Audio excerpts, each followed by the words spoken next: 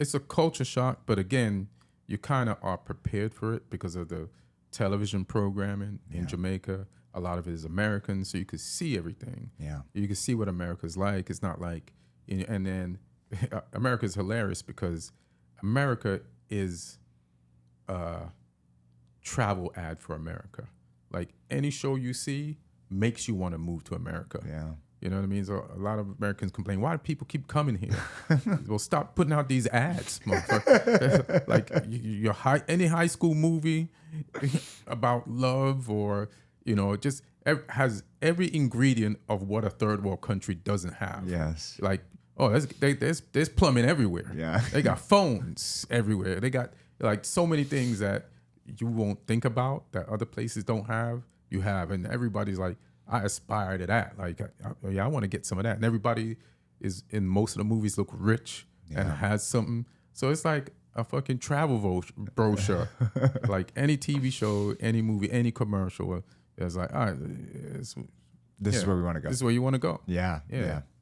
Is that like, so when you look back when you were younger, what did Jamaicans, like, what did they perceive America as? The same way a lot of like countries, like the land of milk and honey, shit is there, and you could get a job and work your way up and make some money, and have some shit.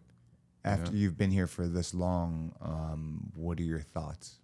I mean, it definitely is that, but then just like every other country, it has its flaws. Yes. You know what I mean? So it's like, where do you want to live, and with whose flaws? You know what I mean? Yeah. So.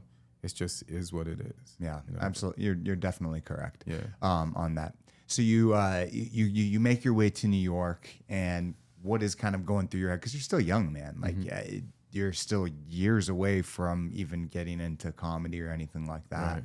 Did you have? I mean, you're 17, so like I don't know what type of plans. Did you go to school or? Yeah. So first thing, I step out the airport and step back in. It's freezing. I was like, what the fuck is this? I don't think I've ever felt that cold ever in my life. Yeah. So they had to coax me out of the airport. And I had on my warmest shit. But Jamaican warm shit and American warm shit is two different. I should have had on all my shit, not my warmest shit. You know what I'm saying?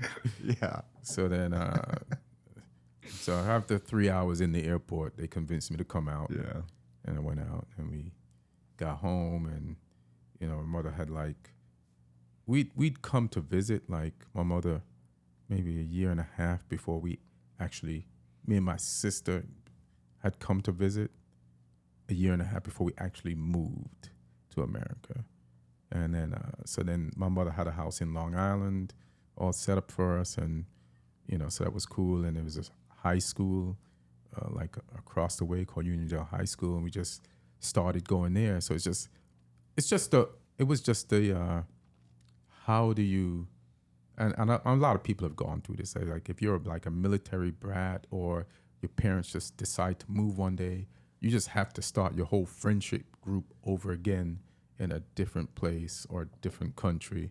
Yeah. And you just have to adjust.